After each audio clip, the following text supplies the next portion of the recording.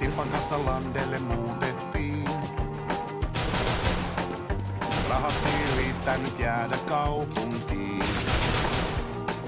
Tää tila oli puoli ilmainen, kyläratti täysin hiljainen. Uusi alku meille avautui. Kylppärin seiniä remppailtiin.